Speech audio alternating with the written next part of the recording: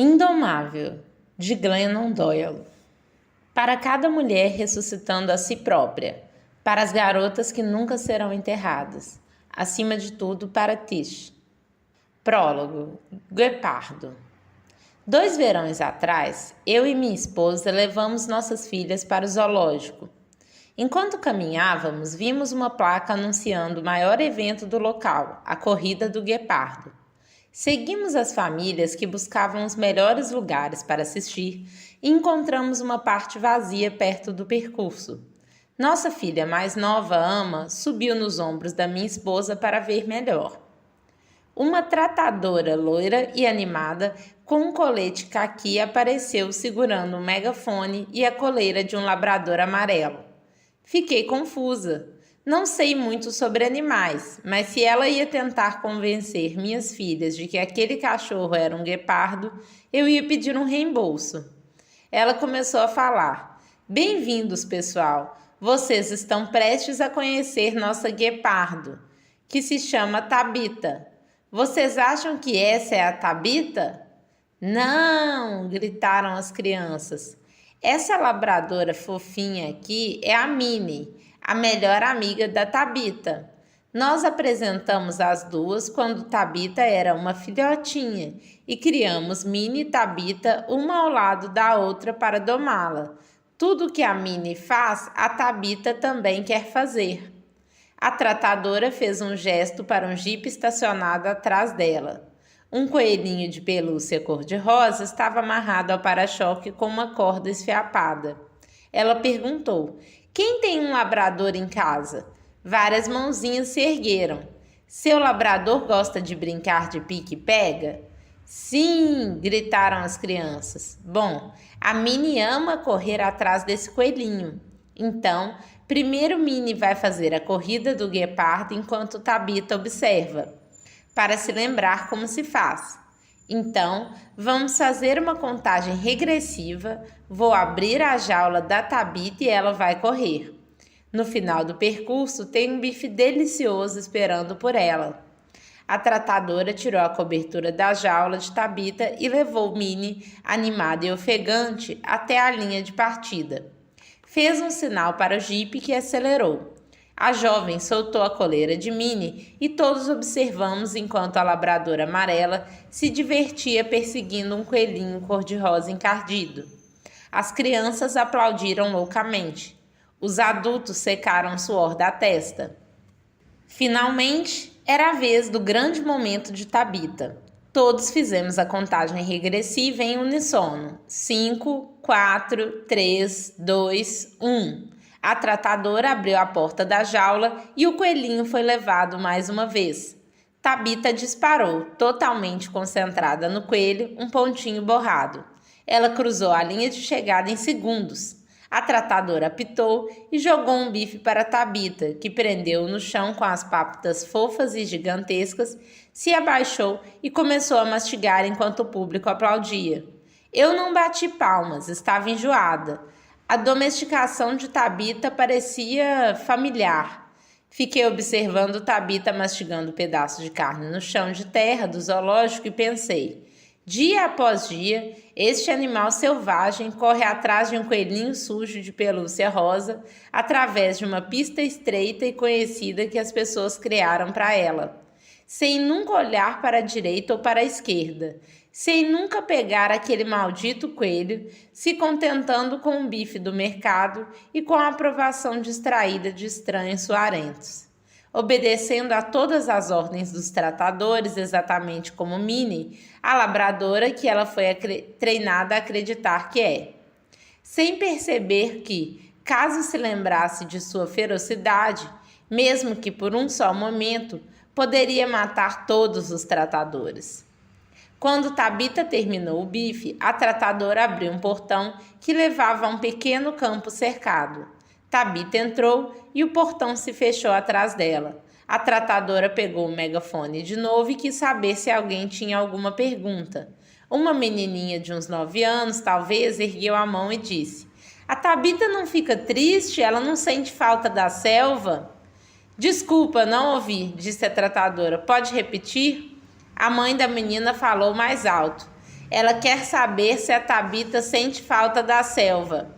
A tratadora sorriu e respondeu: Não, a Tabita nasceu aqui. Nunca conheceu outro lugar. Nunca viu a selva.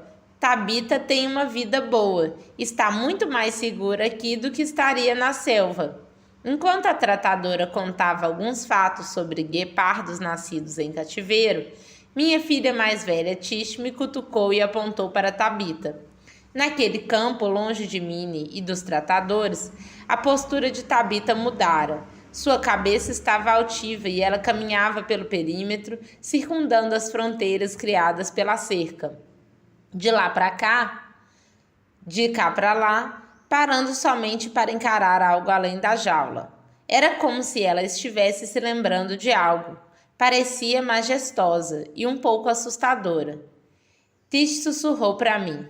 Mamãe, ela ficou selvagem de novo. Eu assenti para Tish e voltei a encarar Tabita, que continuava marchando pela área. Gostaria de poder perguntar a ela: o que está acontecendo dentro de você neste momento? Eu sabia o que ela me diria. Ela diria: tem alguma coisa errada na minha vida. Eu me sinto inquieta e frustrada. Tenho a sensação de que as coisas deveriam ser melhores do que isso. Imagino savanas abertas e horizontes sem cercas. Quero correr e caçar e matar. Quero dormir sob um céu de silêncio e escuridão cheio de estrelas. É tudo tão real que quase consigo sentir o gosto. Então, Tabita olharia de volta para a jaula, o único lar que já conheceu. Olharia para os tratadores sorridentes, para o público entediado, para sua melhor amiga ofegante, saltitante e suplicante, a labradora. Ela suspiraria e diria: eu deveria ser grata. Tenho uma vida boa bastante aqui. É loucura desejar algo que nem existe. Então eu diria: Tabita, você não é louca. Você é uma porra de um guepardo. Parte 1. Enjaulada. Faíscas. 4 anos atrás, casada com o pai de meus 3 filhos, eu me apaixonei por uma mulher. Muito tempo depois, vi aquela mesma mulher indo embora da minha casa para encontrar meus pais e contar a eles sobre o seu plano de me pedir em casamento. Ela achava que eu não tinha ideia do que ia acontecer naquela manhã de domingo, mas eu sabia.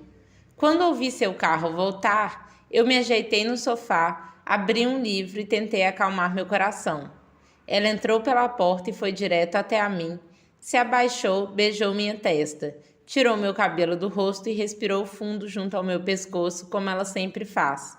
Então ficou de pé e foi para o quarto. Fui até a cozinha pegar um café para ela e quando me virei, ela estava bem na minha frente, ajoelhada, segurando uma aliança. Seus olhos estavam decididos e suplicantes, arregalados e focados, azuis como o céu, infinitos.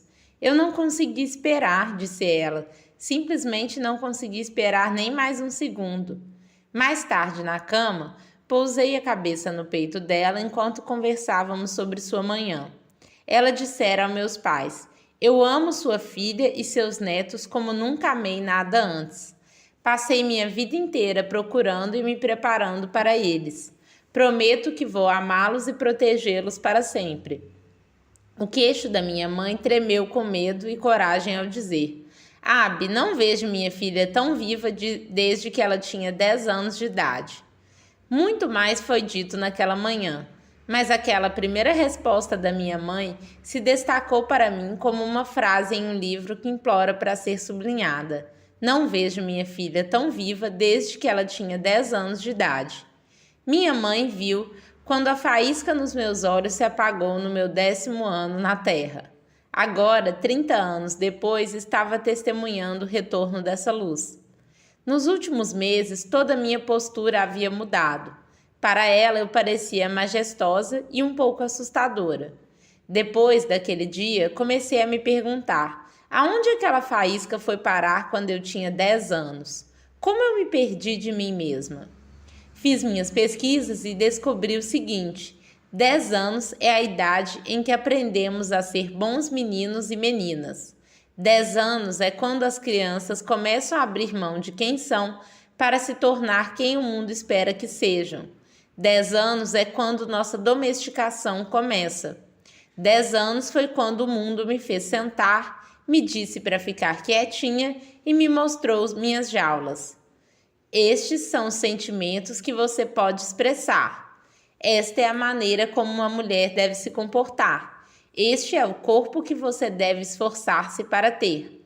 Essas são as coisas em que você vai acreditar. Estas são as pessoas que você pode amar. Estas são as pessoas que você deve temer. Este é o tipo de vida que você deve querer. Faça-se caber. Vai ser desconfortável de início, mas não se preocupe. Mais cedo ou mais tarde, você vai esquecer que está enjaulada. Logo, isso tudo vai ser simplesmente sua vida. Eu queria ser uma boa menina, então me rendi às minhas jaulas. Escolhi uma personalidade, um corpo, uma fé e uma sexualidade tão pequenas que tinha que segurar o fôlego para caber dentro delas. Então, de imediato, fiquei muito doente. Quando me tornei uma boa menina, também me tornei bulímica. Nenhuma de nós é capaz de segurar o fôlego o tempo todo. Era na bulimia que eu expirava. Era onde eu me recusava a ceder, onde eu saciava minha fome e expressava minha fúria. Eu me tornava animalesca durante minhas compulsões diárias. Então me dobrava no vaso sanitário e vomitava, porque uma boa menina precisa permanecer bem pequena para caber em suas jaulas. Não pode demonstrar qualquer evidência de sua fome. Boas meninas não são famintas, nem furiosas, nem selvagens. Todas as coisas que tornam uma mulher humana são os segredos mais sujos de uma boa menina. Na época, eu suspeitava de que minha bulimia significava que eu era louca. No ensino médio, fui internada em um hospital psiquiátrico e isso se confirmou. Hoje, eu me entendo de outra forma. Eu era só uma menina enjaulada feita para ser livre. Eu não era louca. Eu era uma porra de um guepardo. Quando vi Abby, me lembrei de como era ser selvagem. Eu a queria e era a primeira vez que eu queria algo além do que tinha sido treinada para querer. Eu a amava e era a primeira vez que eu amava algo além do que me era esperado amar. Criar uma vida com ela foi a primeira ideia original que já tive e a primeira decisão que tomei como uma mulher livre. Depois de 30 anos me contorcendo para caber na concepção de amor de outras pessoas, finalmente tinha um amor que me cabia, feito só para mim, por mim. Finalmente me perguntei o que eu queria, em vez de o que o mundo queria de mim. Eu me sentia viva, tinha provado da liberdade e queria mais. Então, examinei profundamente minha fé, minhas amizades, meu trabalho, minha sexualidade, minha vida inteira e me perguntei: quanto disso tudo foi ideia minha? Eu quero mesmo essas coisas ou foi isso que fui condicionada a querer? Quais das minhas crenças são criações minhas e quais foram programadas no meu sistema? Quanto de quem me tornei é inerente e quanto foi só herdado? Quanto da forma que me apresento e falo e me comporto é só como outras pessoas me treinaram a me apresentar, a falar, a me comportar? Quanto do que passei a vida perseguindo são só coelhos de pelúcia sujos?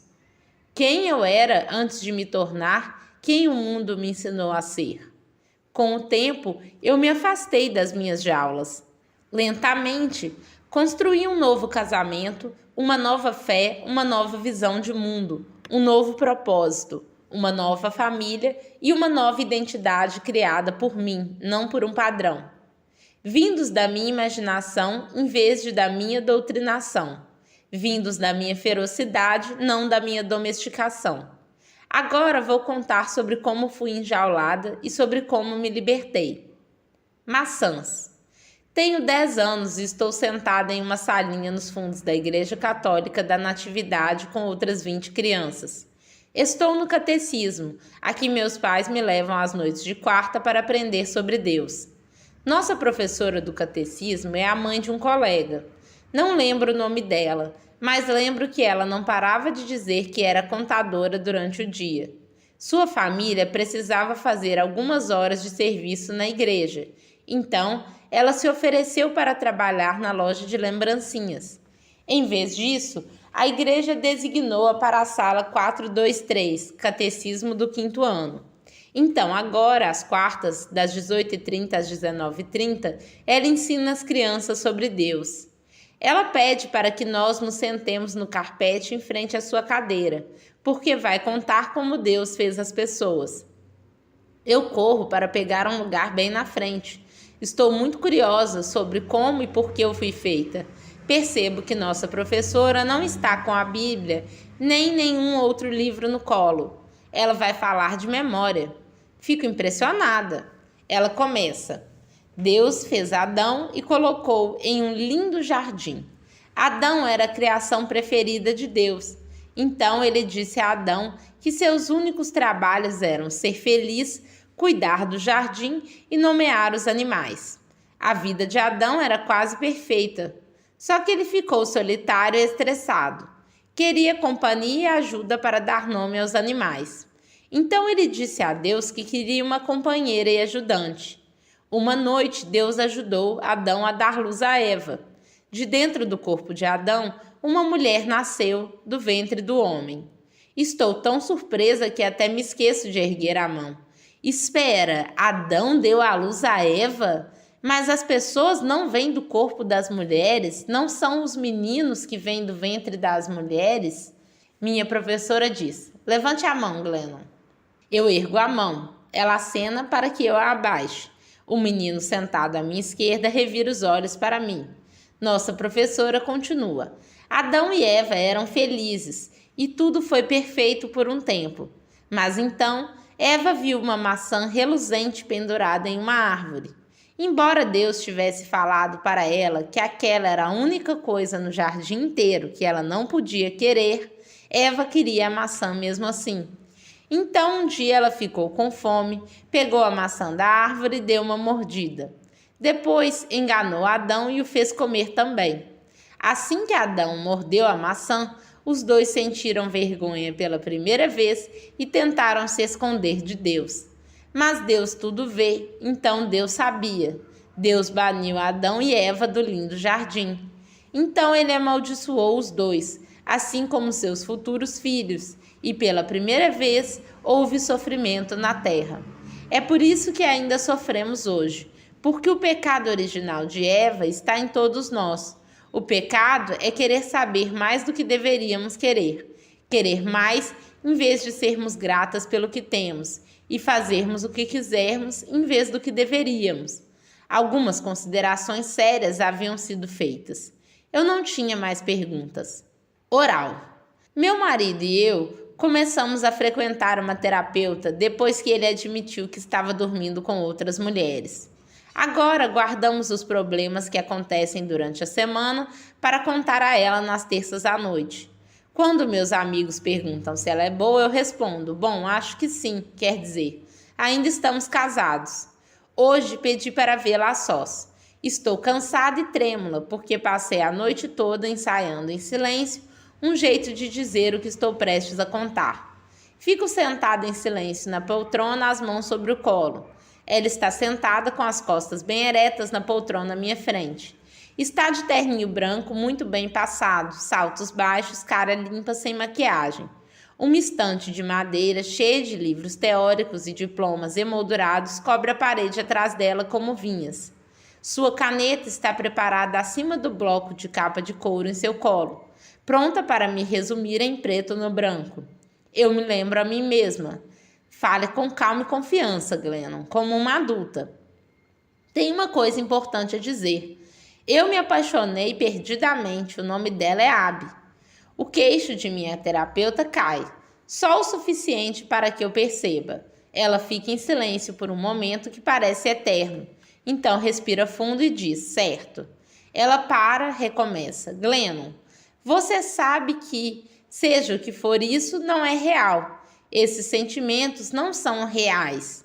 Seja qual for o futuro que você está imaginando aqui, isso também não é real. Isso não passa de uma distração perigosa. Não vai terminar bem, você precisa parar. Começa a tentar dizer, você não está entendendo, isso é diferente. Mas então, Penso em todas as pessoas que se sentaram nesta mesma poltrona e insistiram. Isso é diferente. Se ela não me deixar ter Abby, preciso convencê-la ao menos a nunca mais precisar ter meu marido. Eu não consigo mais dormir com ele, digo. Você sabe o quanto me esforcei. Às vezes acho que o perdoei, mas aí ele sobe em cima de mim e o ódio volta todo outra vez. Faz anos e não quero ser chata, então fecho os olhos e tento flutuar para fora do meu corpo até que acabe. Mas aí, sem querer, acabo voltando, e esse retorno é para um ódio cegante e ardente. É tipo, eu tento morrer por dentro, mas sempre tem um pouquinho de vida dentro de mim.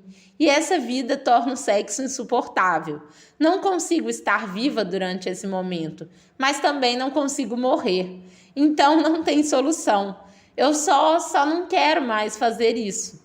Fico furiosa por sentir as lágrimas chegando, mas é o que acontece. Estou implorando agora, piedade, por favor.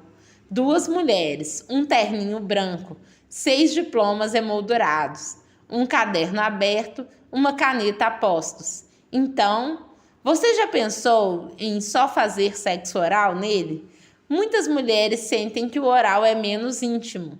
Sugestões. Eu tenho um filho e 2 filhas, até que eles me digam algo diferente disso. Meus filhos acreditam que o chuveiro é um portal mágico das ideias. Minha filha mais nova recentemente disse para mim: Mãe, é tipo como se eu não tivesse nenhuma ideia o dia todo, mas aí eu entro no chuveiro e meu cérebro fica cheio de coisas maneiras. Acho que é a água, sei lá. Pode ser a água, falei. Ou pode ser que o chuveiro seja o único lugar em que você não está plugada. Aí consegue ouvir seus próprios pensamentos. Ela me olhou e questionou. O que acontece com você no chuveiro, querida? Se chama pensar. É uma coisa que as pessoas faziam antes do Google. Pensar é tipo dar um Google no próprio cérebro. Ah, disse ela, legal. Essa mesma criança rouba meu shampoo caro uma vez por semana. Então, outro dia, eu fui batendo o pé até o banheiro que ela divide com os irmãos para roubar o shampoo de volta. Abri a cortina do chuveiro e percebi que 12 embalagens vazias estavam na beirada da banheira. Todos os potes do lado direito eram vermelhos, brancos e azuis. Todos os potes do lado esquerdo eram rosas e roxos. Eu peguei um pote vermelho do que claramente era o lado do meu filho adolescente. Era um pote alto, retangular, pesadão. Gritava comigo em letras negritadas em vermelho, branco e azul. 3 vezes maior. Não rouba a sua dignidade. Arme-se com um aroma masculino. Dê uma rasteira no fedor, depois dê uma cadeirada nele. Pensei, mas que merda! Meu filho está tomando banho ou se preparando para a guerra? Peguei uma das embalagens das meninas, estreita, metálica, cor-de-rosa.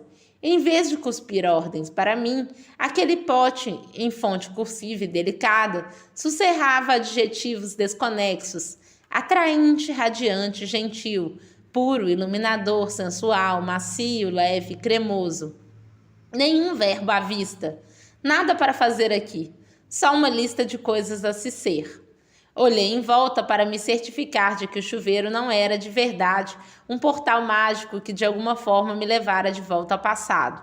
Não, lá estava eu, no século XXI, em que meninos ainda aprendem que homens de verdade são grandes, intensos, violentos, invulneráveis, enojados pela feminilidade, responsáveis por conquistar as mulheres e o mundo, em que as meninas ainda aprendem que mulheres de verdade devem ser quietas, bonitas, pequenas, passíveis e desejáveis, para que valham a conquista. Cá estamos nós. Nossos filhos e nossas filhas ainda estão sendo forçados a abrir mão de sua humanidade completa antes mesmo de se vestirem de manhã. Nossas crianças são vastas demais para caberem nesses frascos rígidos produzidos em massa. O problema é que vão se perder tentando caber. Ursos polares. Muitos anos atrás, a professora da minha filha Tish me ligou e me disse que tinha acontecido uma situação na escola. Durante uma aula sobre animais selvagens, a professora mencionara para a turma que os ursos polares estavam perdendo suas casas e suas fontes de alimento por causa do derretimento das calotas polares. Ela mostrou aos alunos uma foto de um urso polar moribundo, como exemplo de muitos efeitos do aquecimento global. Os outros alunos do jardim de infância acharam aquilo muito triste, mas não triste o suficiente para impedi-los de, você sabe, brincar no recreio. Não, Tish. A professora me explicou que, quando a aula acabou e as outras crianças pularam dos seus tapetinhos para correr lá fora, Tish tinha continuado sentada, sozinha, a boca aberta, paralisada, seu rostinho chocado, questionando: "O quê? Você acabou de dizer que os ursos polares estão morrendo? Porque a Terra está derretendo? A mesma Terra em que a gente vive?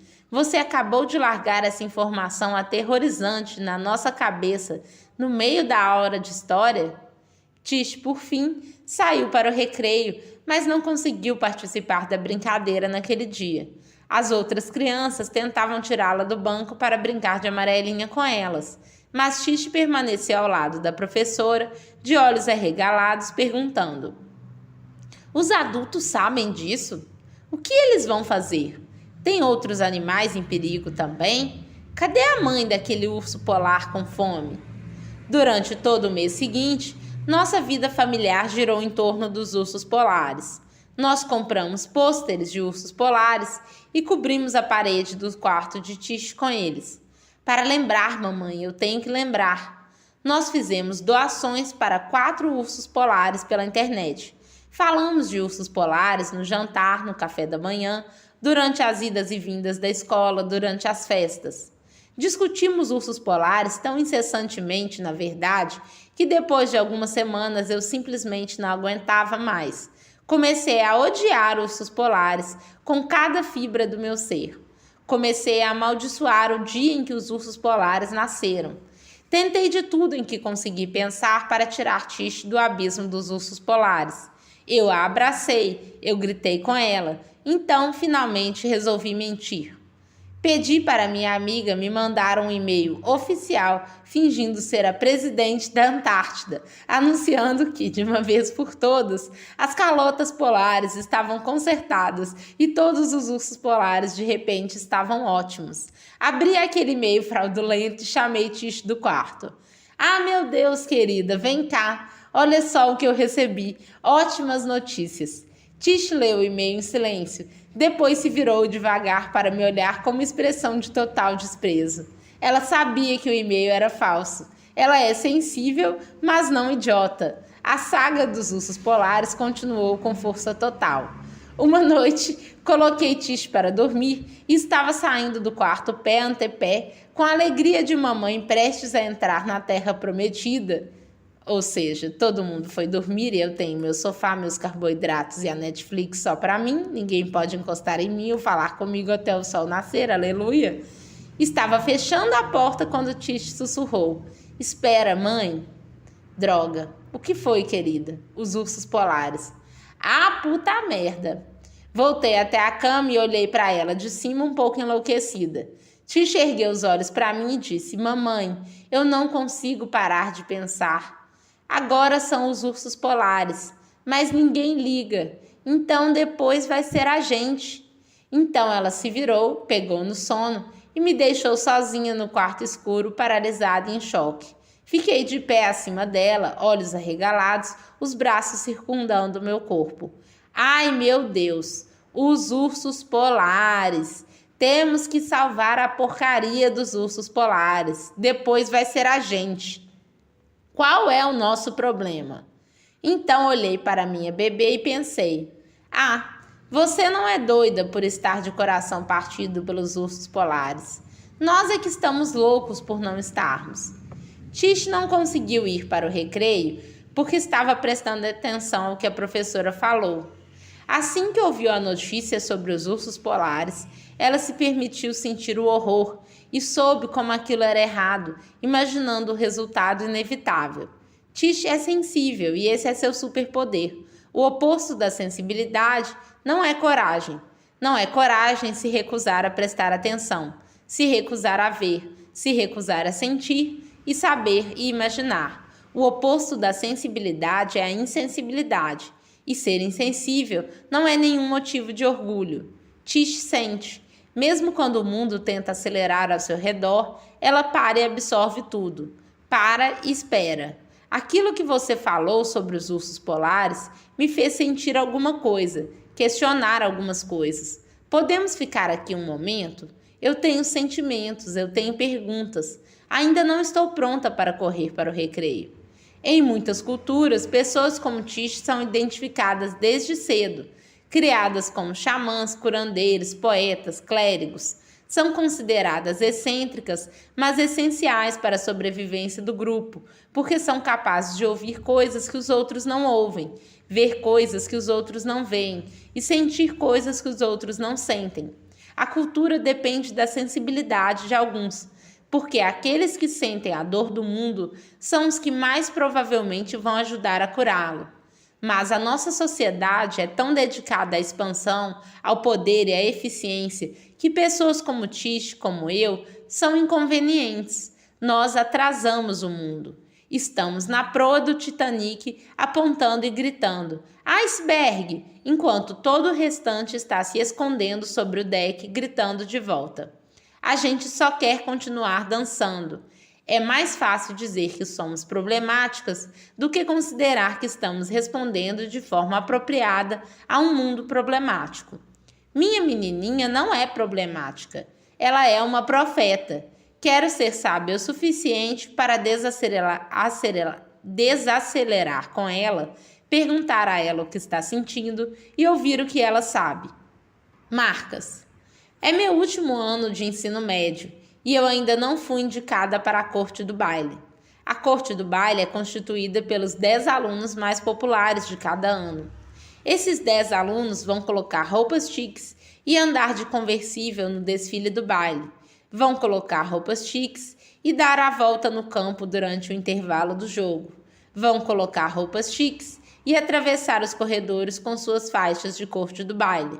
A semana do baile é como a semana de moda do ensino médio, e o restante de nós vai ficar só olhando das sombras enquanto os membros da corte do baile desfilam nas passarelas.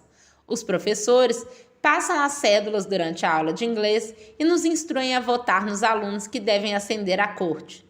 Todos os anos votamos em massa nos mesmos 10 alunos de ouro. Todos nós sabemos quem eles são. Parece que nascemos sabendo quem eles são. Os alunos de ouro ficam juntos em um círculo próximo como o sol, nos corredores, nos jogos de futebol, no shopping, em nossas mentes. Não devemos olhar diretamente para eles, o que é difícil porque eles têm cabelos brilhantes e corpos atraentes, brilhosos e radiantes. Tudo que nós deveríamos ser. Nenhum deles faz bullying. Bullying requer prestar atenção demais e fazer esforço demais.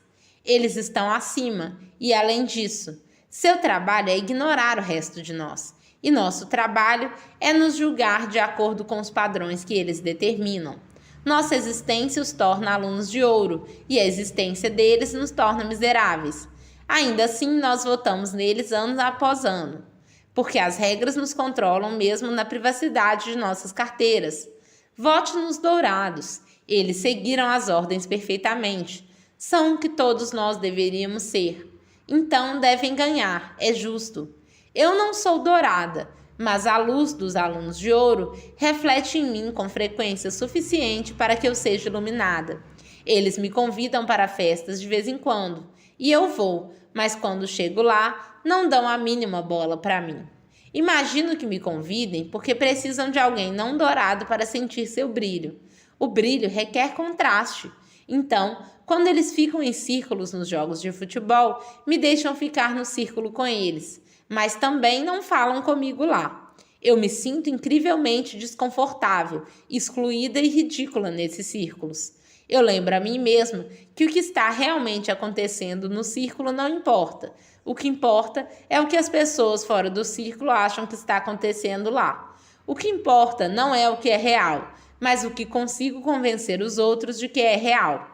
O que importa não é como me sinto por dentro, mas como aparento ser por fora. Como eu aparento sentir é que vai determinar como os outros se sentem sobre mim. O que importa é como os outros se sentem sobre mim. Então, eu ajo como alguém que se sente uma aluna de ouro.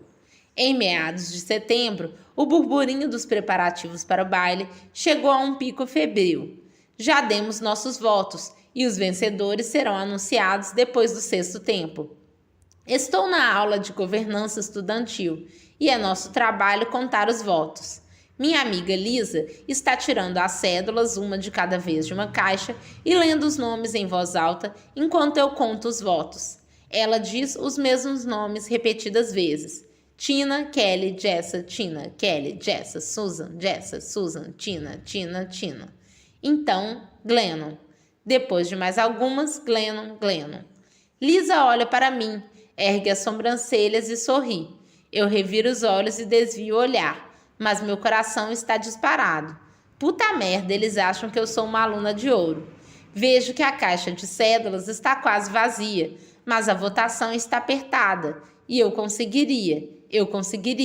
Só preciso de mais 2 votos. Olho para Lisa e seus olhos estão distraídos. Com um lápis, eu faço mais 2 marcas. Check. Lisa e eu contamos os votos. Fui indicada para a corte do baile. Agora sou a garota que, mesmo aos 44 anos, pode revirar os olhos e mencionar, como se não fosse nada. Bem, eu estava na corte do baile. Outros vão revirar os olhos também. O ensino médio. Mas eles também vão registrar. Ah, você era uma aluna de ouro. Se tornar um aluno de ouro acontece cedo e de alguma forma permanece, mesmo quando somos crescidos e mais espertos. Muito mais espertos. Uma vez de ouro, sempre de ouro. Por mais de uma década, escrevi e falei abertamente sobre vício, sexo, infidelidade, depressão. A falta de vergonha é minha prática espiritual. Mesmo assim, eu nunca tinha admitido minha fraude eleitoral no colégio para ninguém, além de minha esposa. Quando contei a ela que finalmente havia escrito essa história, ela fez uma careta e perguntou: "Tem certeza, querida? Tem certeza de que você deveria contar isso?" Acho que o que torna essa história imperdoável é o desespero. É o se importar demais. Se você não pode ser de ouro, então deve fingir que não quer ser. É tão não legal, tão terrivelmente não legal, querer pertencer a um grupo com tal força que você está disposto a mentir por isso. Mas foi o que fiz. Eu fraudei uma eleição tentando ser de ouro. Passei 16 anos com a cabeça enfiada no vaso tentando ser magra. Bebi até ficar entorpecida por uma década tentando ser agradável. Ri e dormi com homens péssimos tentando ser desejável. Mordi a língua até sentir o gosto de sangue, tentando ser gentil. Gastei milhares em poções e venenos tentando ser jovem. Eu me neguei a mim mesma por décadas tentando ser pura. Algoritmos. Alguns meses depois que descobri que meu marido foi infiel repetidas vezes, ainda não sabia se deveria ficar ou partir. Não sabia nem se as novas almofadas do meu sofá deveriam ficar ou partir. Era uma mulher absurdamente indecisa. Quando contei à pedagoga da escola das crianças como me senti, ela disse: "Não são as decisões difíceis que estragam as crianças, é a indecisão. Seus filhos precisam saber o que vai acontecer." Eu respondi: "Bom, eles não podem saber até eu saber." Ela disse: "Você precisa descobrir como saber." Na época, a única forma que eu sabia de como saber era pesquisa e votação. Comecei a juntar os votos. Liguei para todos os meus amigos, torcendo para que eles soubessem o que eu deveria fazer. A seguir, comecei a pesquisar. Li cada artigo que encontrei sobre infidelidade, divórcios, filhos, torcendo para que os especialistas soubessem o que eu deveria fazer. Os resultados do voto e das pesquisas foram irritantemente inconclusivos. Por fim, me voltei para a World Wide Web para ver se um conglomerado invisível de estranhos, trolls e bots sabiam o que eu deveria fazer com minha única, preciosa e selvagem vida. Foi assim que me encontrei na cama, às 3 da manhã, enfiando colheradas de sorvete na boca, digitando na barra de pesquisa do Google: O que devo fazer se meu marido me traiu, mas é um ótimo pai? Reuniões. Meu filho Chase, de 17 anos, e os amigos dele estão na sala vendo um filme. Estou tentando deixá-los em paz, mas é difícil para mim. Compreendo que a maioria dos adolescentes acha que as mães são chatas, mas tenho certeza de que sou a exceção. Fico parada à porta e dou uma olhada na sala. Os meninos estão largados no sofá e as meninas estão sentadas da forma mais arrumada e controlada possível no chão. Minhas filhas mais novas estão aos pés das garotas mais velhas, adorando-as em silêncio. Meu filho olha para mim e dá um meio sorriso. Oi, mãe. Preciso de uma desculpa para estar aqui. Então pergunto: alguém está com fome? O que acontece a seguir se desenrola em câmera lenta. Cada um dos meninos, mesmo com os olhos na TV, responde: sim! As meninas ficam em silêncio a princípio. Então, cada menina desvia os olhos da TV e avalia o rosto das outras meninas. Elas olham para o rosto de uma amiga para descobrir se está ela mesma com fome. Algum tipo de telepatia está se passando entre elas. Estão fazendo uma votação. Estão chegando a um consenso, pedindo permissão ou fazendo recusas. De alguma forma, o coletivo silenciosamente nomeou como porta-voz uma menina de cabelo trançado e sardas no nariz. Ela desvia os olhos do rosto das amigas e me encara. Sorri educadamente e responde: não preciso, obrigada. Os meninos fizeram uma avaliação interna. As meninas fizeram uma avaliação externa. Nós esquecemos como saber quando aprendemos a agradar. É por isso que vivemos com fome. Regras. Minha amiga Ashley fez sua primeira aula de hot yoga semana passada. Ela entrou na sala, desenrolou o tapetinho, se sentou e esperou alguma coisa acontecer. Estava excepcionalmente quente lá, disse ela. Quando a professora, jovem e confiante, finalmente entrou na sala, Ashley já estava pingando de suor. A professora anunciou: vamos começar logo. Vocês vão ficar com muito calor, mas não saiam da sala. Não importa como se sintam, permaneçam fortes. Não fujam, esse é o trabalho. A aula começou e, em alguns minutos, as paredes começaram a se fechar em volta de Ashley. Ela estava tonta e enjoada. Cada respiração parecia mais difícil que a anterior. 2 vezes sua visão ficou pontilhada, então escureceu. Ela olhou para a porta e quis desesperadamente correr para fora. Passou 90 minutos apavorada, quase hiperventilando, segurando as lágrimas, mas não saiu da sala. No momento em que a professora terminou a aula e abriu a porta, Ashley levantou do tapete num pulo e voou para o corredor. Manteve a mão sobre a boca até encontrar o banheiro. Abriu a porta com força e vomitou na pia, na parede, no chão. Enquanto estava de joelhos, limpando o próprio vômito com toalhas de papel, ela pensou: qual é o meu problema? A porta nem estava trancada. Dragões. Quando eu era pequena, minha madrinha me deu um globo de neve de aniversário. Era pequeno e redondo, tipo uma bola de cristal do tamanho da palma da minha mão. No centro havia um dragão vermelho com escamas cheias de glitter, olhos verdes brilhantes e asas de fogo. Quando levei o globo para casa pela primeira vez, coloquei-o na minha mesa de cabeceira. Então, ficava acordada de noite, de olhos arregalados, com medo do dragão existindo tão perto de mim no escuro. Certa noite, eu saí da cama e coloquei o globo de neve na prateleira mais alta do quarto. De vez em quando, só durante o dia, eu puxava a cadeira da minha escrivaninha, subia nela e tirava o globo de neve da prateleira. Eu balançava, parava e observava os flocos de neve girando. Quando eles começavam a se assentar, o dragão vermelho no centro do globo emergia e eu sempre sentia um arrepio. Aquele dragão era mágico e assustador, sempre ali, imóvel, só esperando. Minha amiga Meg está sóbria há 5 anos agora, depois de uma década de abuso de bebida e drogas.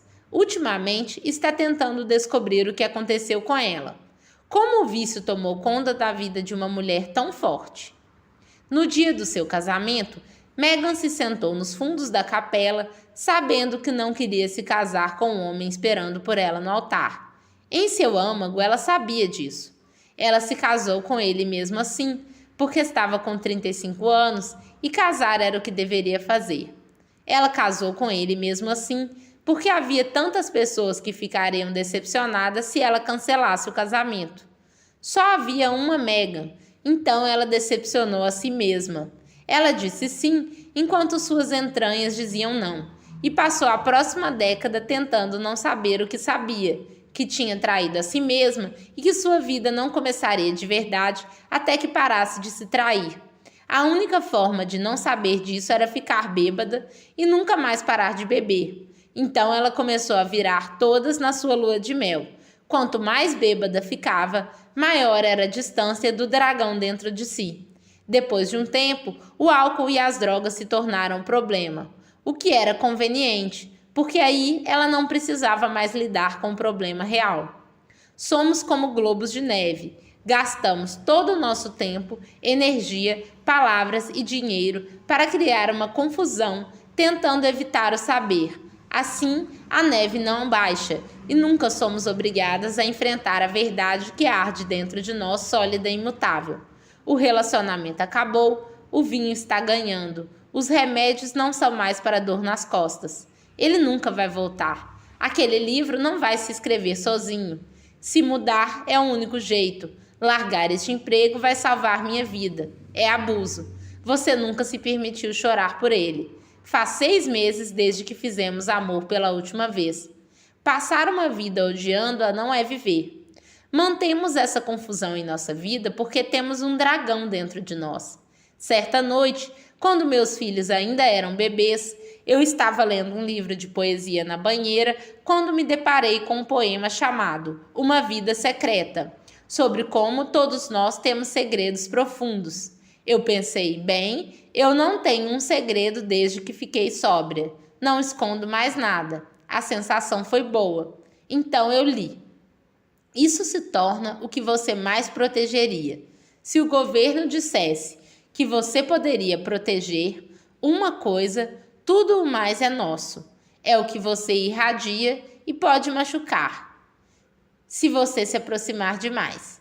Então parei de ler e pensei, espera, tem uma coisa, uma que não contei nem para minha irmã. O segredo que irradia em mim é que acho mulheres infinitamente mais atraentes e interessantes do que homens.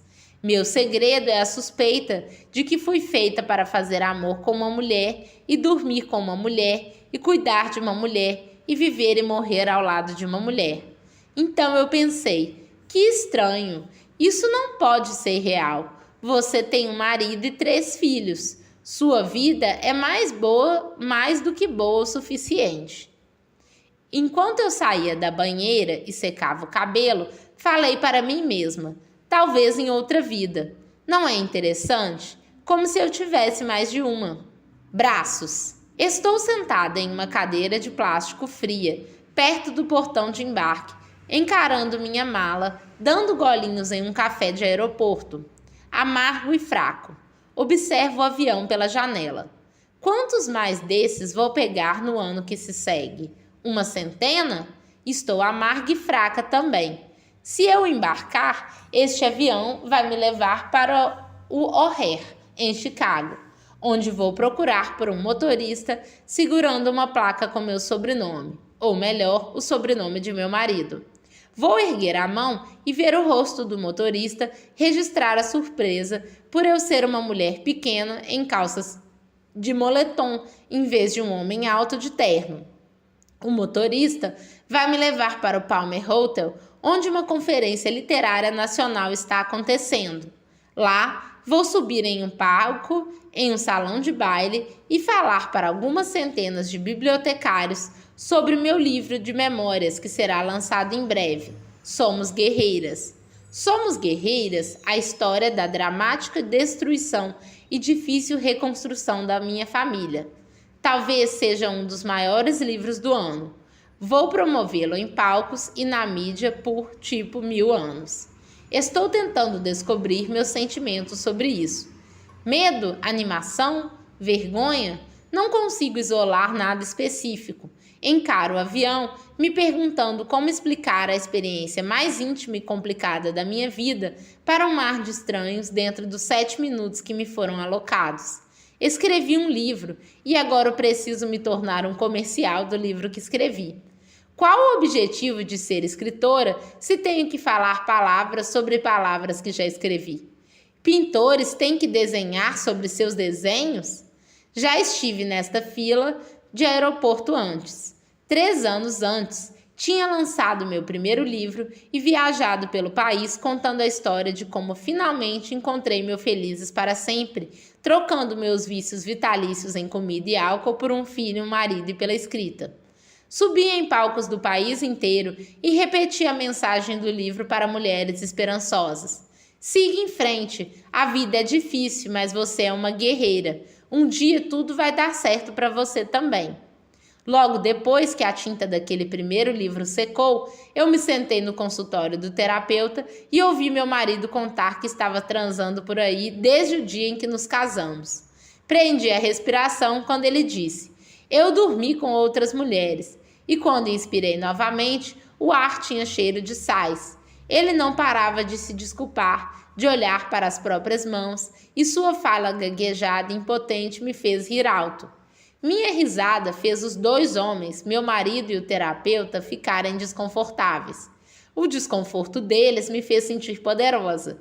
Olhei para a porta e ordenei que a adrenalina me carregasse para fora do prédio, atravessasse o estacionamento e entrasse na minha minivan.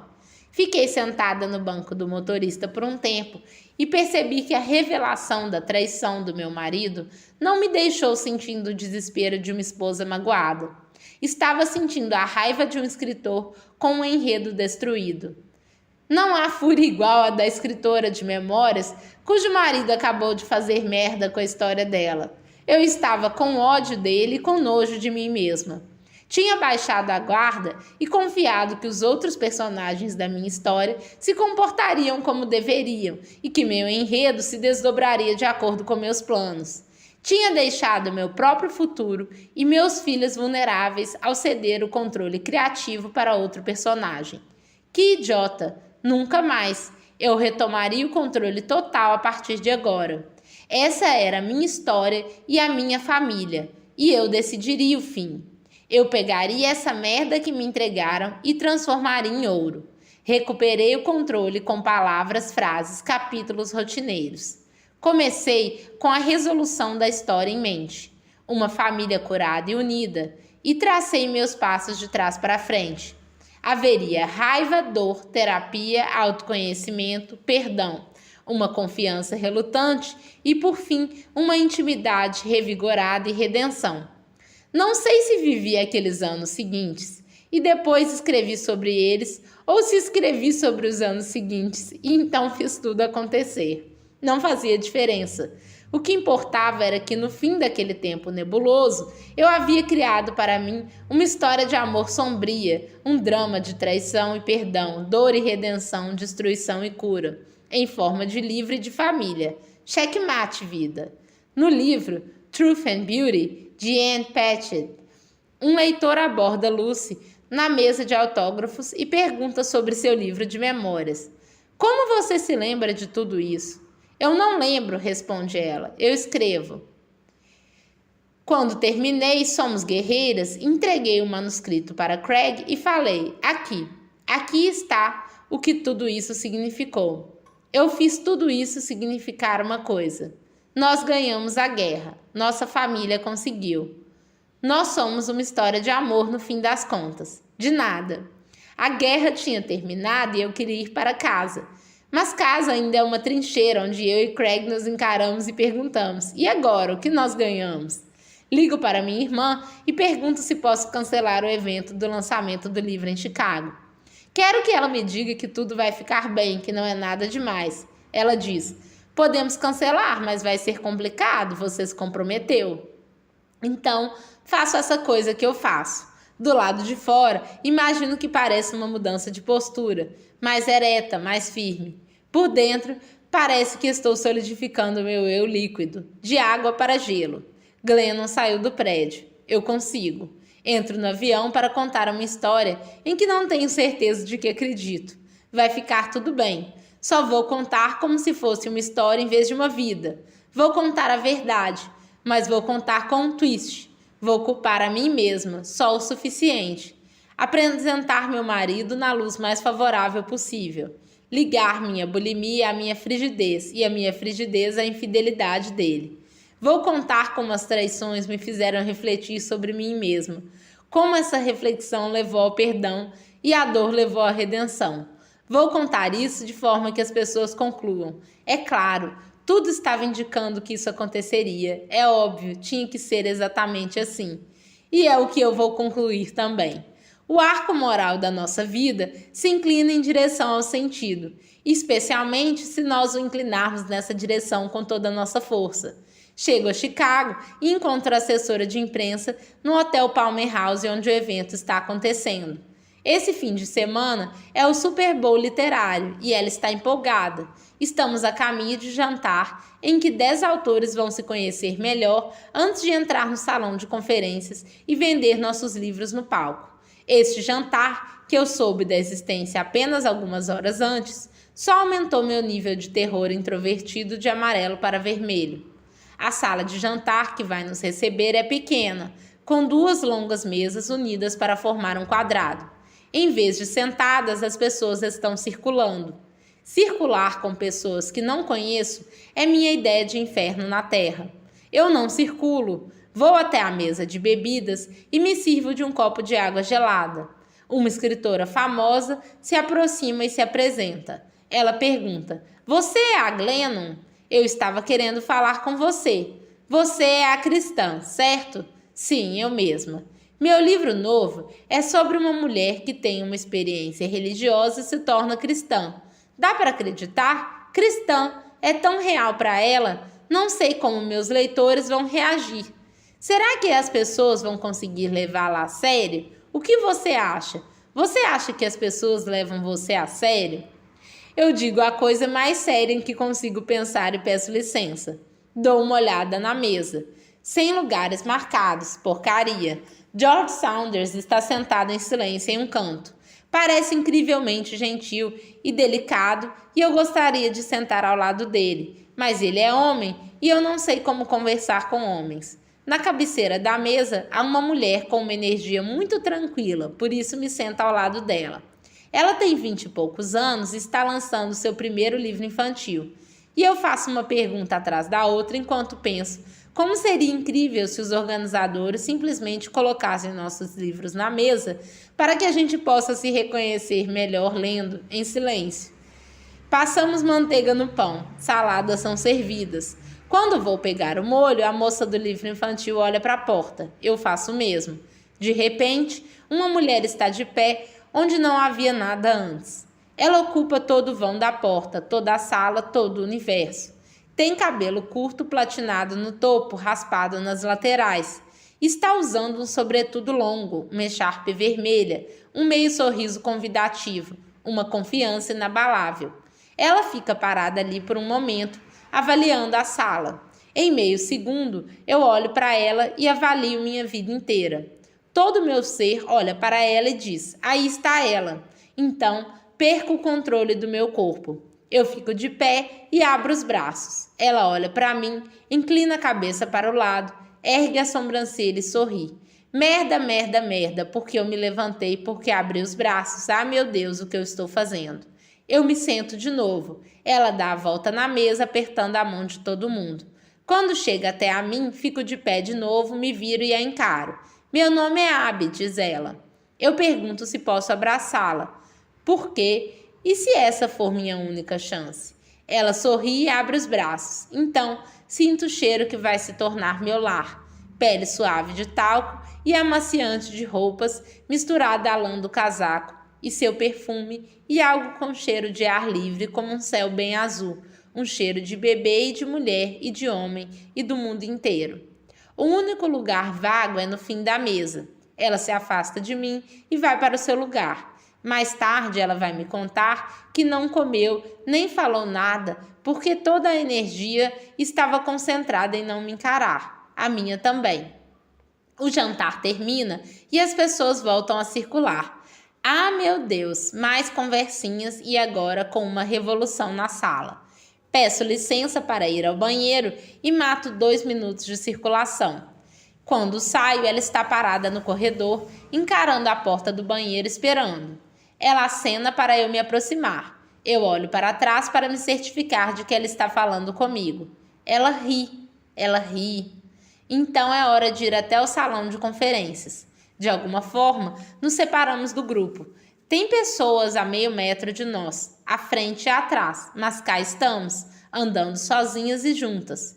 Quero tanto ser interessante, mas ela é descolada demais e eu mesma não sei como agir assim. Nunca fui descolada na vida, nem um dia sequer. Estou com calor, derretendo, suando na camiseta. Ela começa a falar, graças a Deus. Ela me conta sobre o livro que vai lançar. Ela diz, mas as coisas estão difíceis agora, você deve ter ouvido falar. Ouvido o quê? Não ouvi nada. O que era para eu ter ouvido e onde? Ela responde, no noticiário, talvez? Na ESPN? Eu não ouvi o noticiário da ESPN, digo. Ela explica devagar a princípio. Depois tudo de uma vez. Eu jogo futebol, jogava, acabei de me aposentar e não sei bem o que sou agora. Fui pega dirigindo bêbada mês passado. Saiu em tudo quanto é jornal. Eu vi minha foto da prisão estampada na TV por dias. Não acredito que eu fiz isso. Eu só estava muito perdida e deprimida faz alguns anos e só fiz merda. Eu sempre falei tanto sobre honra e aí estraguei todo o meu legado. Decepcionei todo mundo. Dificultei as coisas para o time feminino todo também. E agora eles querem que eu escreva meu livro como se fosse alguma história edificante de um atleta. Mas eu só penso, e se eu for honesta? E se eu escrever a verdade sobre a minha vida? Fico triste por ela, mas animadíssima por mim. Nos 4 minutos em que passamos juntas, ela me perguntou sobre os 3 assuntos que eu mais conheço. Bebida, livros e vergonha. Essa é minha parada. Eu vou arrasar, puta merda. Coloco a mão no braço dela, choques elétricos. Tiro a mão e me recupero suficientemente para dizer: olha, eu tenho uma ficha criminal do tamanho do seu braço. Eu escreveria tudo. Eu seria honesta. Não sei muito sobre o mundo dos esportes, mas sei que aqui, no mundo real, a gente gosta de gente real. Ela para de andar, eu também paro. A Abby se vira e me encara. Parece que vai falar alguma coisa. Eu prendo a respiração, então ela se vira e continua andando. Começo a respirar e a andar também. Entramos no salão de conferências e seguimos os outros autores por um mar de mesas redondas, toalhas de mesa brancas, tetos com pé direito de 10 metros, lustres de cristal. Chegamos ao palco, subimos as escadas e percebemos que nos colocaram sentadas lado a lado. Caminhamos até nossos lugares e quando chegamos, ela apoia a mão nas costas da minha cadeira. Não consegue decidir se puxa para mim ou não. Ela puxa minha cadeira. Obrigada, digo. A gente se senta e a pessoa sentada ao lado de Abby pergunta de onde ela é.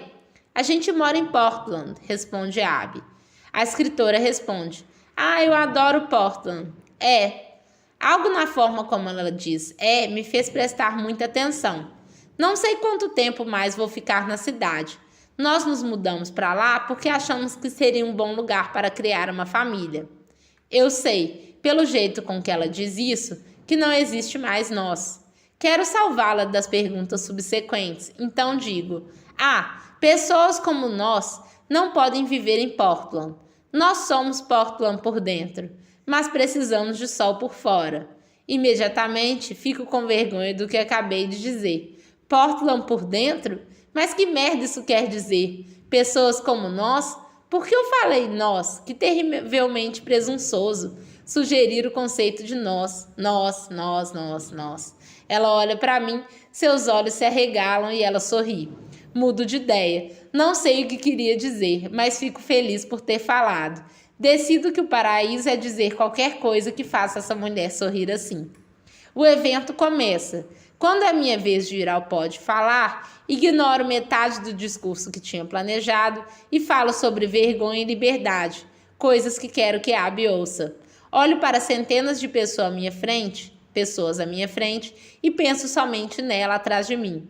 Quando termino, volto a me sentar e Abby olha para mim. Seus olhos estão vermelhos. O jantar termina, as pessoas começam a se aproximar de nossa mesa.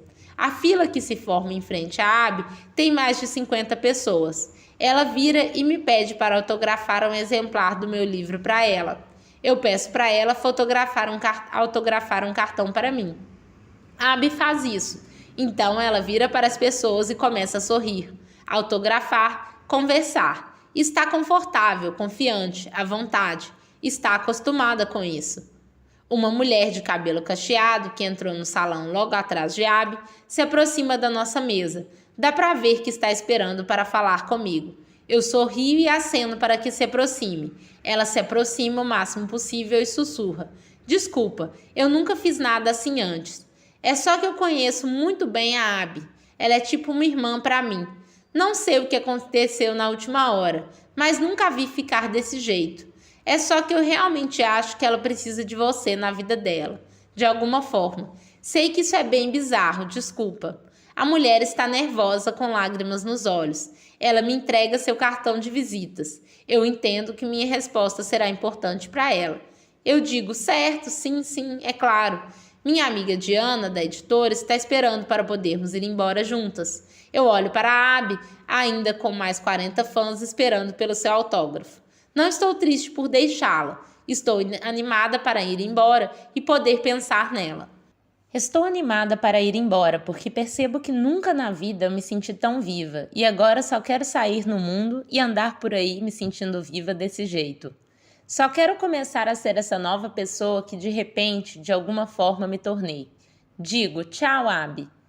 Ah, meu Deus, eu falei o nome dela, Abby. Eu me pergunto se tem problema ou se eu deveria pedir permissão para usar essa palavra que deixa meu corpo todo formigando. Ela se vira para mim, sorri, acena, parece ansiosa. Seu rosto está fazendo uma pergunta que um dia responderei. Eu saio do salão com Dina por um corredor largo. Ela me para e pergunta, como você acha que foi? Eu digo, foi incrível. Concordo, você estava ótima no palco. Parecia diferente, não sei. Ah, você está falando do discurso. Eu estava falando da noite toda. Tive uma sensação tão estranha, como se eu e Abby tivéssemos algum tipo de conexão.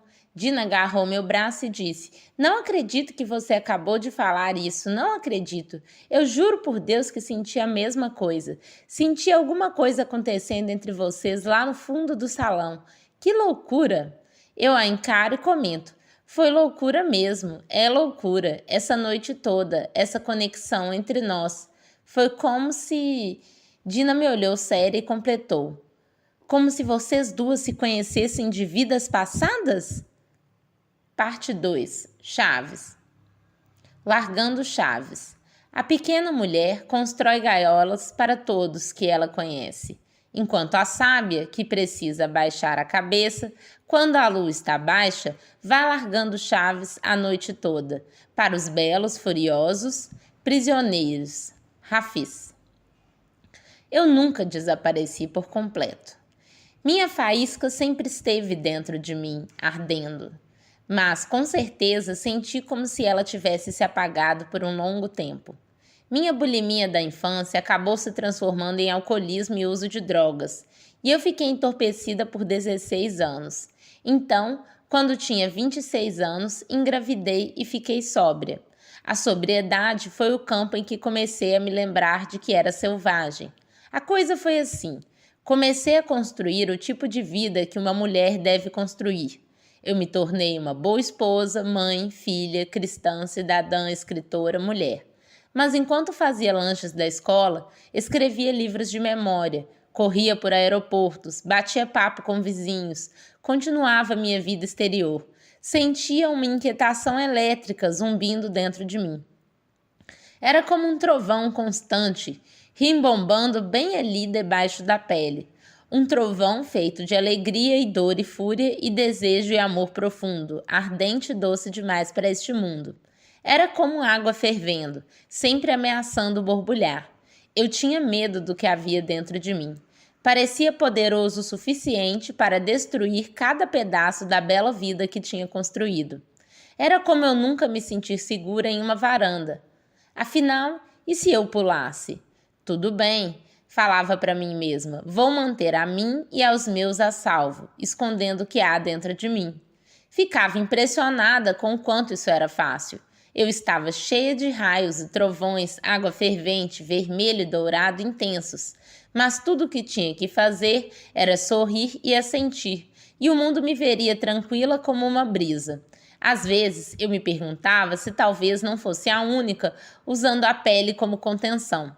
Talvez todos nós sejamos fogo envolto em pele, tentando parecer tranquilos. Meu ponto de ebulição foi o momento em que Abby entrou por aquela porta. Eu olhei para ela e não pude mais me conter. Perdi o controle. Borbulhas desse vermelho e dourado intenso, de dor e amor e desejo, me preencheram. Me colocaram de pé, me abriram os braços e insistiram. Aí está ela. Por muito tempo, pensei que o que tinha acontecido naquele dia era algum tipo de magia de conto de fadas. Pensei que as palavras "aí está ela" tinham sido enviadas dos céus. Agora eu sei que "aí está ela" veio de dentro. Aquela força feroz que borbulhou de leve dentro de mim por tanto tempo que finalmente se transformou em palavras e me ergueu era eu. A voz que eu finalmente ouvi naquele dia era minha própria, da garota que eu tinha escondido as 7 chaves aos 10 anos, antes de o mundo me dizer quem ser, e ela disse: aqui estou eu, vou tomar as rédeas agora. Quando eu era criança, senti o que precisava sentir e seguia meus instintos, e todos os meus planos vinham da minha própria imaginação. Era selvagem até ser domada pela vergonha, até começar a esconder e anestesiar meus sentimentos por medo de ser demais, até começar a me dobrar aos conselhos dos outros em vez de confiar na minha própria intuição, até me convencer de que minha imaginação era ridícula e meus desejos eram egoístas, até eu me entregar às jaulas de expectativas alheias, ordens culturais e alianças institucionais, até eu enterrar quem eu era para poder me tornar quem eu deveria ser. Eu me perdi quando aprendi a agradar. A sobriedade foi minha trabalhosa ressurreição. Foi meu retorno a um estado selvagem. Foi um longo relembrar.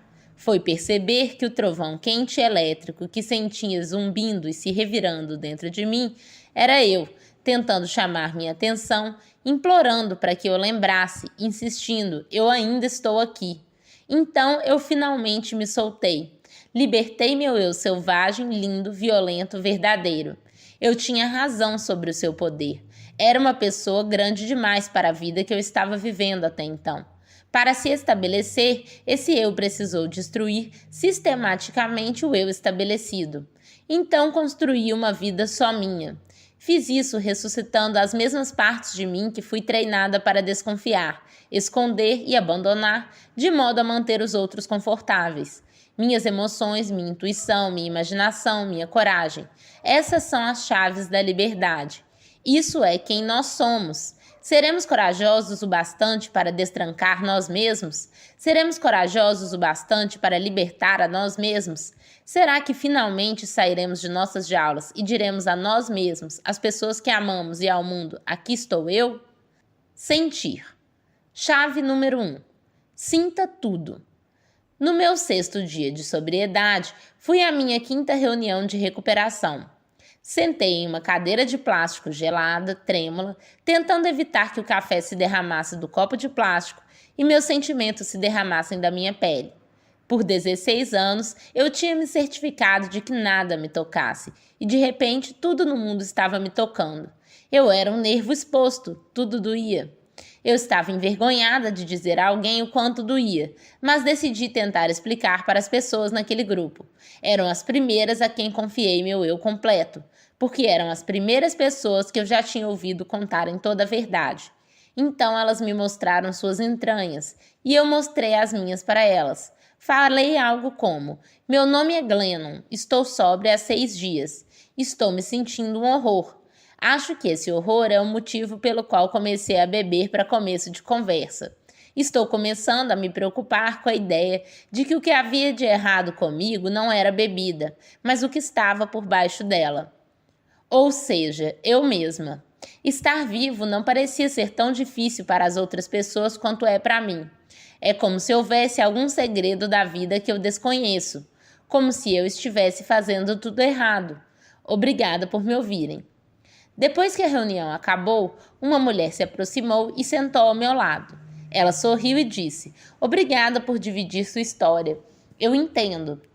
Só queria dizer uma coisa que alguém me disse quando eu estava começando aqui. Não tem problema sentir todas as coisas que você está sentindo.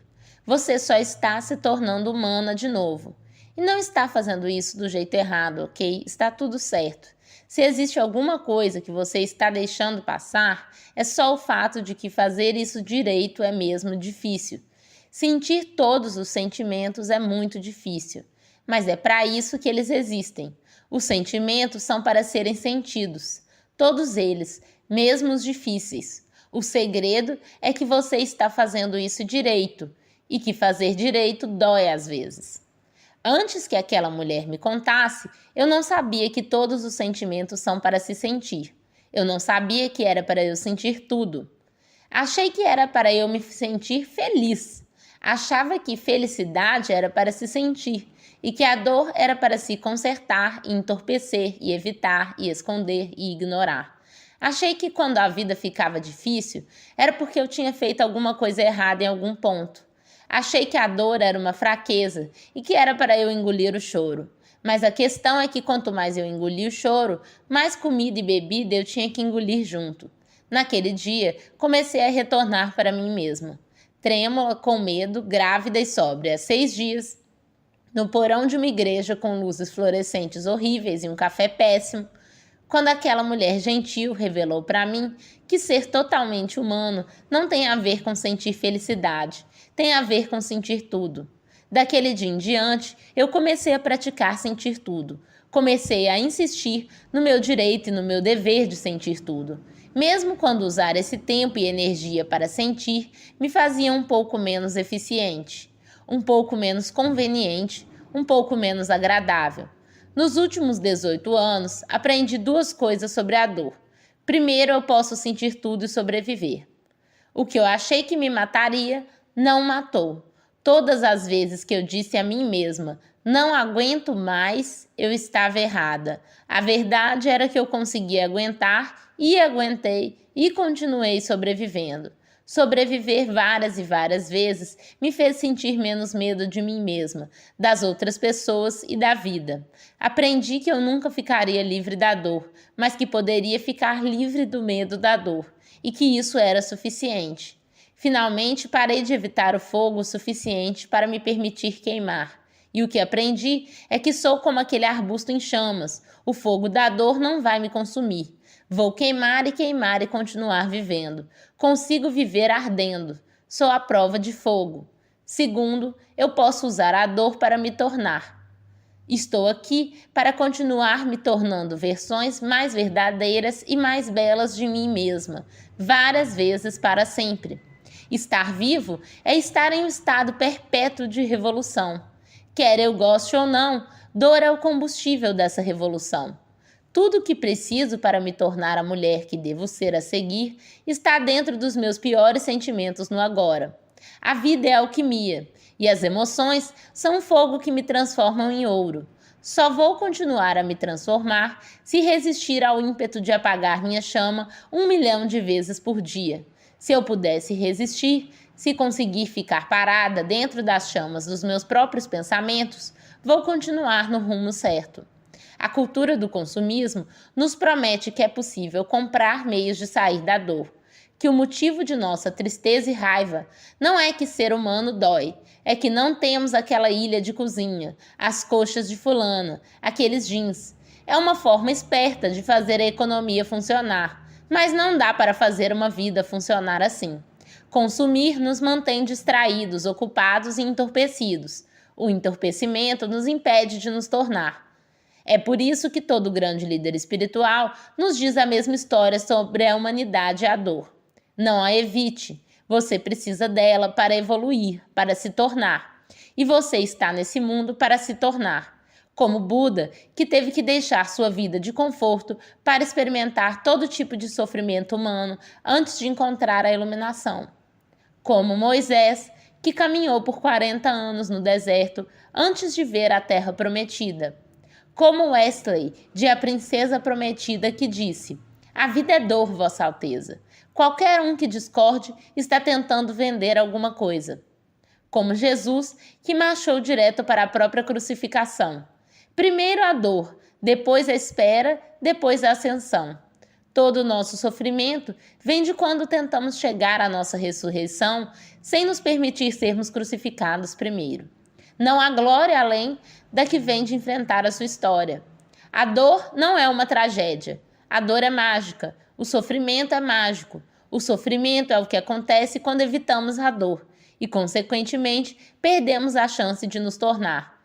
É isso que eu posso e devo evitar. Perder minha própria evolução porque estou com medo demais para me entregar ao processo.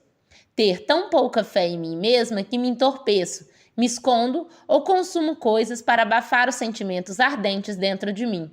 Meu objetivo é parar de abandonar a mim mesma e permanecer. Confiar que sou forte o suficiente para aguentar a dor que é necessária para o processo de me tornar. O que me assusta muito mais do que a dor é viver a vida sem me dar conta do que me tornei. O que me assusta mais do que sentir tudo é perder tudo. Hoje em dia, quando a dor vem, existem duas de mim. Existe a Glennon infeliz e assustada e existe a Glennon curiosa e animada. Essa segunda Glennon não é masoquista, ela é sábia. Ela se lembra de que mesmo quando não sei o que vai acontecer a seguir na vida, sempre sei o que vem a seguir no processo. Sei que quando a dor e a espera chegam, a ascensão está a caminho. Torço para que a dor passe logo, mas vou esperar porque já testei a dor o suficiente para confiar nela. E porque quem vou me tornar amanhã é tão imprevisível e específico que vou precisar de cada uma das lições de hoje para me tornar ela. Mantenha um recado preso no espelho do banheiro. Sinta tudo. Essa frase me faz lembrar que, embora eu tenha começado a voltar a mim mesma 18 anos atrás, eu continuo o processo a cada dia, a cada momento em que me permito sentir e me tornar. É um lembrete diário para me permitir virar cinzas e ressurgir nova. Saber. Chave número 2. Pare e descubra. Muitos anos atrás, em uma madrugada, me vi incapaz de dormir de novo. Eram 3 da manhã e eu estava enlouquecendo, perdendo a cabeça, buscando respostas como uma afogada desesperada por ar. Eu tinha acabado de digitar as seguintes buscas no Google: o que devo fazer se meu marido me traiu e é um ótimo pai? Eu encarei aquela pergunta e pensei: bem, acho que cheguei a um novo fundo do poço. Acabei de pedir à internet para tomar a decisão mais importante e mais pessoal da minha vida. Porque eu confio em todo mundo no planeta mais do que confio em mim mesma. Onde diabos eu mesma fui parar? Quando foi que perdi o contato comigo? Cliquei em artigos e mais artigos mesmo assim. Para meu desespero, todo mundo achava que eu deveria fazer uma coisa diferente. Os especialistas em religião insistiam que uma boa cristã deveria permanecer no casamento. As feministas argumentavam que uma mulher forte se separaria. Artigos sobre maternidade diziam que uma boa mãe só pensaria no melhor para os filhos.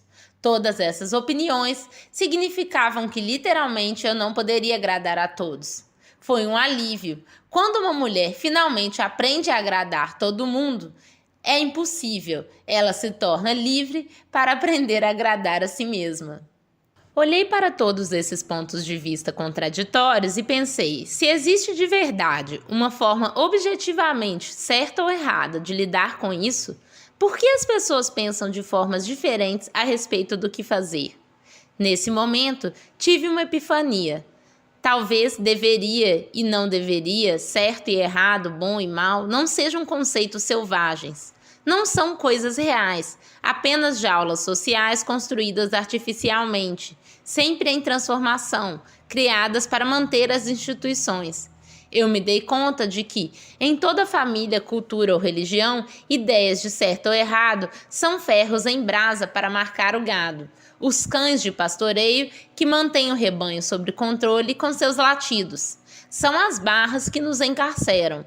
Decidi que, se eu continuasse fazendo a coisa certa, passaria a vida toda seguindo as instruções de outra pessoa em vez das minhas. Não queria viver minha vida sem viver minha vida. Queria tomar minhas próprias decisões como uma mulher livre, vindas da minha alma, não do meu treinamento. Mas o problema era que eu não sabia como.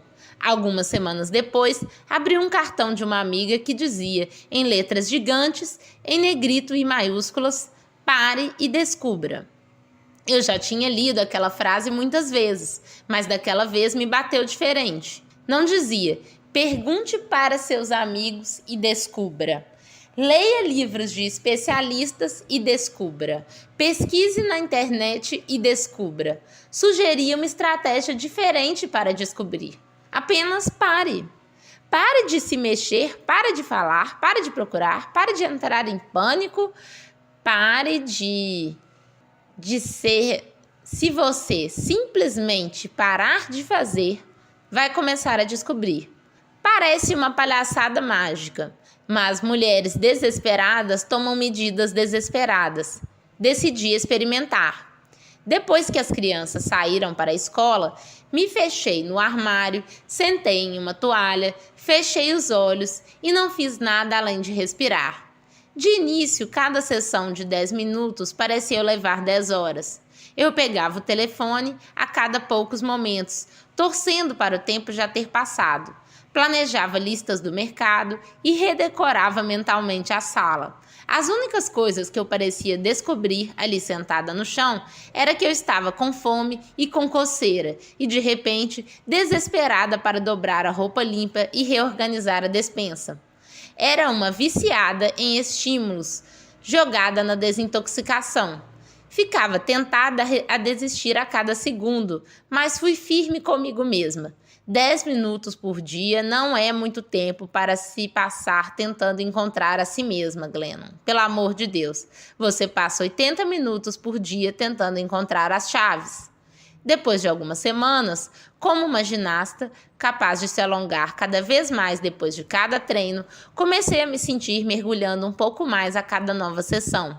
Depois de um tempo, mergulhei fundo bastante para encontrar um novo nível dentro de mim, que nunca soubera que existia. Esse lugar é subterrâneo, profundo, silencioso e móvel. Não há vozes lá, nem mesmo a minha. Tudo que eu ouço aqui embaixo é minha respiração. Era como se eu estivesse me afogando e, em pânico, estivesse lutando para respirar, pedir ajuda, nadar até a superfície. Mas o que eu realmente precisava para me salvar era me permitir afundar. Percebi que é por isso que, em inglês, se diz calm down. Porque, abaixo do ruído e do estrondo das ondas quebrando, existe um lugar em que tudo é calmo e claro. Como o caos se acalma nessas profundezas, ali eu conseguia sentir algo que não era capaz de perceber na superfície. Era como aquela câmara silenciosa na Dinamarca, um dos lugares mais quietos do mundo, em que as pessoas conseguem ouvir e sentir o próprio sangue circulando. Lá, nas profundezas, eu conseguia sentir algo circulando dentro de mim. Um saber. Eu consigo saber coisas aqui embaixo que não sou capaz de perceber na superfície caótica.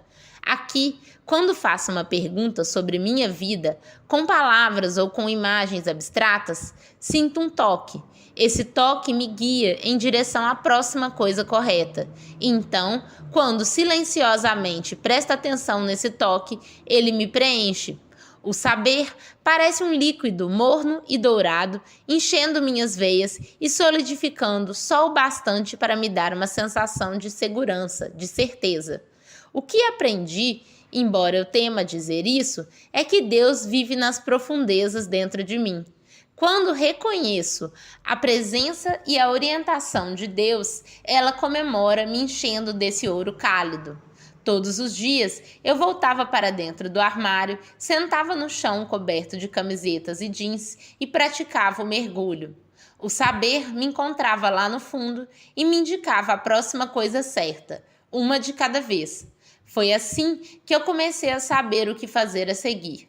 Foi assim que comecei a andar pela vida com mais clareza, mais presença, cada vez mais sólida e certa.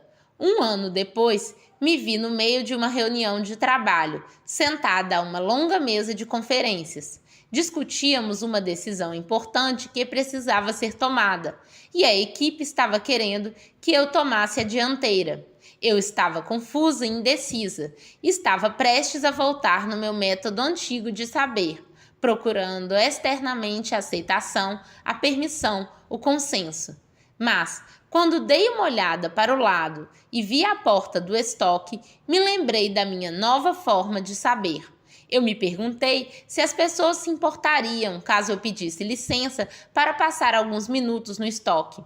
Em vez disso, respirei fundo e, com olhos bem abertos, me voltei para dentro e tentei mergulhar em mim bem ali na mesa. Funcionou! Senti o toque e, assim que o identifiquei, fui preenchida por ouro líquido. Voltei para a superfície, sorri e disse: eu sei o que fazer. Calma e decididamente, falei para a equipe o que eu gostaria que fizéssemos. O pânico na sala passou. Todo mundo respirou fundo e pareceu na mesma hora mais relaxado e calmo. Nós seguimos em frente. Deus tinha saído do armário e agora eu posso levar Deus para todos os lugares. Agora eu recebo ordens apenas do meu próprio saber. Não importa se a decisão é profissional, pessoal ou familiar, monumental ou minúscula. Sempre que a incerteza surge, eu mergulho. Eu mergulho debaixo das ondas confusas de palavras, medos, expectativas, condicionamentos e conselhos e sinto o saber. Eu mergulho 1000 vezes por dia. Tenho que fazer isso porque o saber nunca revela um plano para dali 5 anos. Para mim, parece um guia amoroso e brincalhão, como se a razão pela qual só me revela a próxima coisa certa a fazer é porque quer que eu volte sempre, porque quer criar minha vida junto comigo. Depois de muitos anos, estou desenvolvendo uma relação com esse saber. Estamos aprendendo a confiar um no outro. Quando falo assim, minha esposa ergue uma sobrancelha e pergunta: você não está só falando sozinha? Talvez. Se o que descobri nessa profundeza sou eu mesma, se o que aprendi não é como comungar com Deus e sim é comungar comigo mesma, se a pessoa em que aprendi a confiar não for Deus e sim eu mesma, e sim pelo resto da minha vida, não importa o quão perdido eu esteja, eu souber exatamente onde e como me encontrar de novo, bem, que seja, parece milagre suficiente para mim. Por que nos preocupamos em descobrir do que chamar esse saber, em vez de dividir uns com os outros como encontrá-lo? Conheço muitas pessoas que encontraram esse lugar dentro de si e vivem somente segundo suas regras.